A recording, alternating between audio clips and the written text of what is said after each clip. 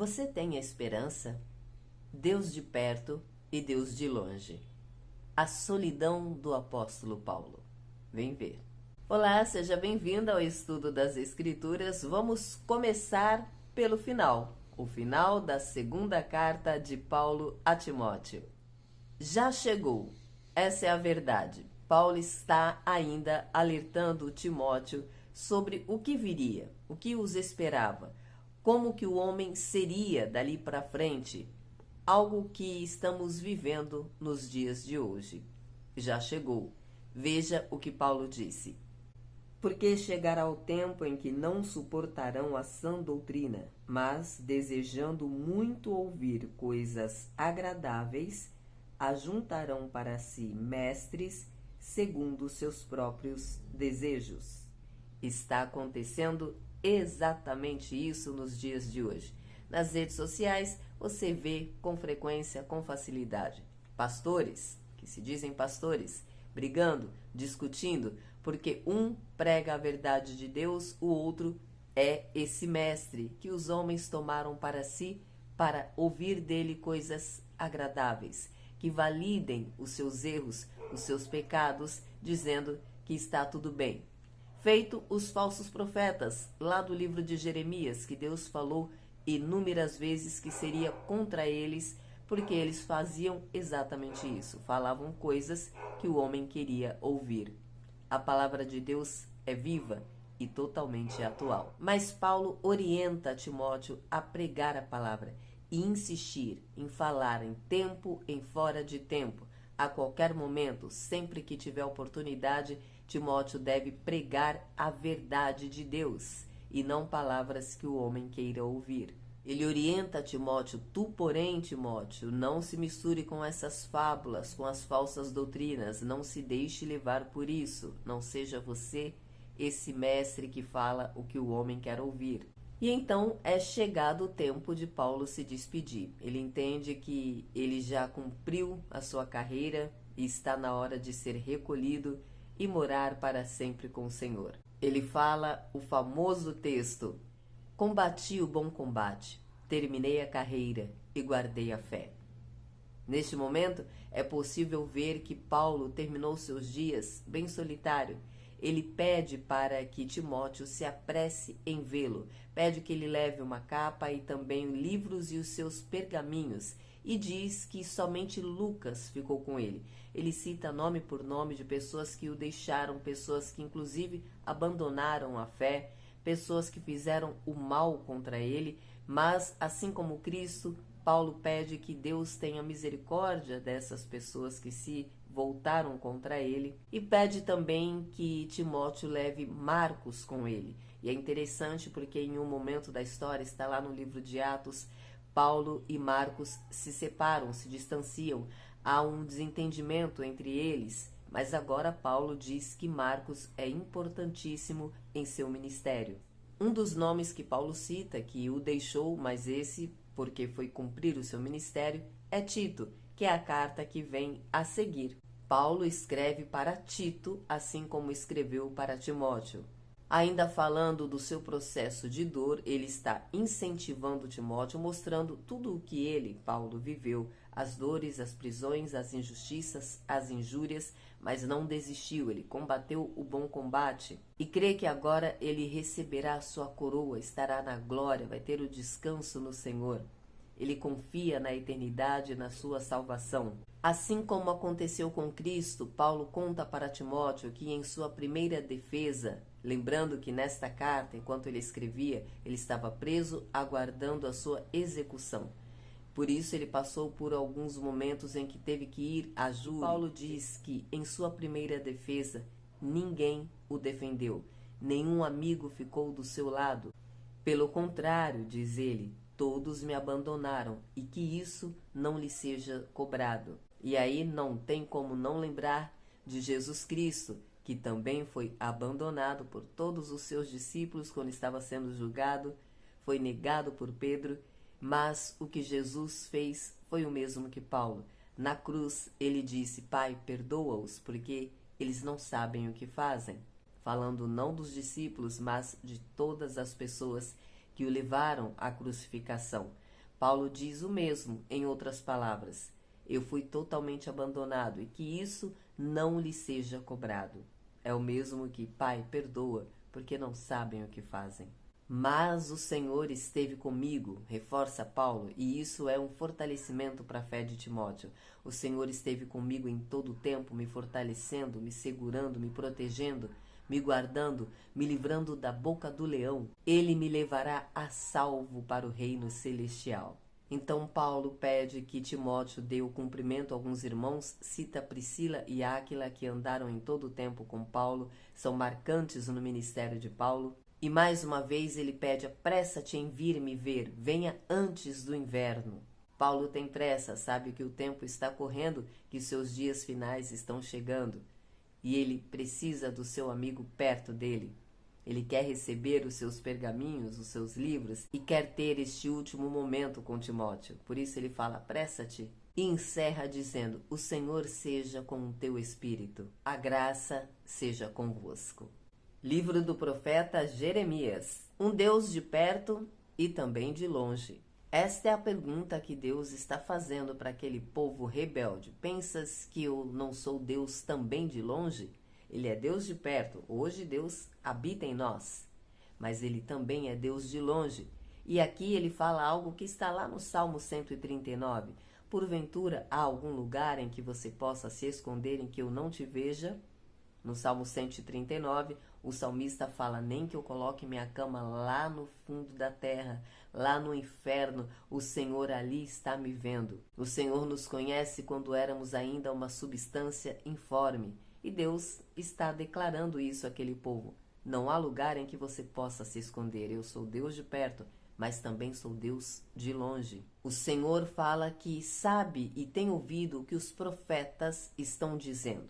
Mais uma vez, ele fala dos falsos profetas e do quanto cairá sobre eles o juízo, porque os profetas estão falando seus próprios sonhos, não o que Deus mandou eles dizerem. Deus está dizendo aqui que em nenhum momento ele autorizou aqueles profetas a falarem em nome dele. Os profetas estão falando dos seus próprios sonhos. E como que mostrando a diferença entre o que o profeta diz acerca dos seus próprios sonhos e quando é a palavra de Deus, o Senhor descreve a sua palavra. Em forma de uma pergunta retórica, ele diz: não é a minha palavra como fogo e como martelo que esmaga ou esmiuça a penha, a rocha? Ou seja, tem uma maneira de você entender quando é a palavra de Deus. É quando ela arde no seu coração, quando ela é fogo, fogo que purifica, fogo transformador, fogo que queima o pecado, e quando ela quebra a dureza do seu coração, como um martelo que esmaga a rocha. O oposto disso é barulho de lata vazia, é a emoção do homem. É quando você ouve o que quer ouvir e alguém se presta ao papel de dizer o que você quer ouvir. Deus diz a Jeremias: quando este povo, um sacerdote ou um profeta, perguntar qual será a sentença do Senhor sobre nós, a sua resposta deve ser: vós sois o peso, eu vos deixarei, diz o Senhor. É como se Deus dissesse: vocês se bastam, vocês próprios serão o peso, eu simplesmente o deixarei. O simples fato de Deus deixar o homem é o suficiente para ele morrer. E não apenas isso, mas Deus também enfatiza uma ordem, que qualquer um que diga o contrário disso, que fale que o Senhor vai fazer isso ou aquilo, que não diga exatamente o que o Senhor disse a Jeremias, esse será castigado. Mais uma vez, o Senhor leva Jeremias para olhar um cenário, como ele faz em todo o livro, sempre usando analogias, e agora ele usa a figura de um figo maduro e um figo extremamente maduro que já passou do ponto. E pergunta, como é de costume: Jeremias, o que você está vendo? Jeremias responde o que vê. Então, mais uma vez, o Senhor usa a analogia para dizer: é assim que eu farei com este povo. Vou descartá-lo como este figo que passou do ponto. O figo que está maduro representa o povo de Judá que será exilado, mas que vai alcançar o favor do Senhor. Eu fixarei os meus olhos sobre eles para fazer o bem. Mas o Senhor diz que foi ele que os expulsou da terra. Na profecia, o Senhor diz sobre os 70 anos do cativeiro. e faz questão de lembrar que por 23 anos, foi sendo anunciado através de profetas que Deus levantou e de muitas formas Deus falou àquele povo sobre a sentença que viria, mas eles se recusaram a ouvir. Então Deus dá o tempo, 70 anos de cativeiro. Contudo, Deus também diz o que fará com a pessoa que ele próprio irá usar para sentenciar o seu povo, o rei da Babilônia. Ele chama Nabucodonosor, rei da Babilônia, de meu servo porque ele está servindo ao Senhor. Deus usou Nabucodonosor para cumprir o propósito de Deus, a sentença do Senhor sobre o seu povo. Mesmo assim, Nabucodonosor irá pagar pelo que fez. Ele se excedeu, ele tomou para si a glória. Deus não usou Nabucodonosor de forma aleatória, não tratava-se de uma pessoa justa e reta e que o Senhor usou para fazer a sentença, cumprir o seu juízo contra o seu povo e depois castigar este homem. Já era alguém de um coração que não estava em retidão ao Senhor. Por isso o Senhor diz: acontece que quando se cumprir o tempo dos 70 anos, eu cobrarei daqueles que fizeram o mal ao meu povo. Eu destruirei todas as nações. Os reis de perto, os reis de longe, cada um será sentenciado. Aqui podemos ver claramente um Deus justo, um Deus que tem o equilíbrio, a justa medida. Ao mesmo tempo em que ele fala da justiça, da sentença, do castigo que virá sobre o povo, ele anuncia antes, ele prepara, ele avisa, ele também fala do resgate que virá. Deus traz esperança. Você tem esperança? O Senhor sempre traz esperança. Hoje, a nossa esperança é a volta do Senhor Jesus. Mesmo diante de todo o cenário, de toda a sentença que vimos agora há pouco anunciada no livro do apóstolo Paulo, na carta de Paulo a Timóteo, sobre os homens estarem totalmente perdidos e há muito mais ainda por vir, nós temos uma esperança. Jesus voltará. E assim como o apóstolo Paulo, devemos combater o bom combate, terminar nossa carreira, guardar a fé, devemos permanecer na esperança que é Cristo. Ele voltará. Deus sempre traz esperança para o seu povo. No Antigo Testamento, ele falava da punição, mas em seguida dizia: vai chegar o tempo em que eu mudarei esta história. E hoje Deus te diz: vai chegar o tempo em que Jesus voltará e tudo isso vai passar, vai perecer e você terá vida eterna com Deus Pai. Salmos 119. A letra de hoje é Kofi. A sessão aborda o tema se dirigir ao Deus da palavra. O salmista está falando diretamente com Deus. E aqui vemos o conceito, o princípio de entender a palavra de Deus falando com Deus.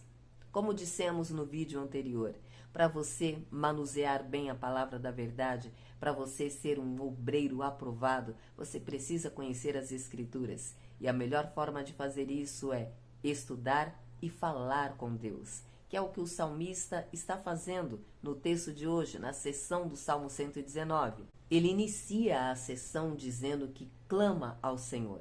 Ele levanta antes do amanhecer para falar com o Senhor. Ele fala com o Senhor e então aguarda a palavra do Senhor. Ele se põe em oração e espera a resposta do Senhor. Ele se mantém em vigília, meditando na palavra do Senhor. Mais uma vez, o salmista pede que o Senhor o vivifique com o seu amor, com a sua palavra. Senhor, diz o salmista, tu estás perto. Todos os teus mandamentos são verdade. Há muito aprendi os teus testemunhos, que tu estabeleceste para sempre. Como diz as Escrituras, a palavra jamais passará. Eu te espero aqui amanhã, se Deus disser que sim. Até lá!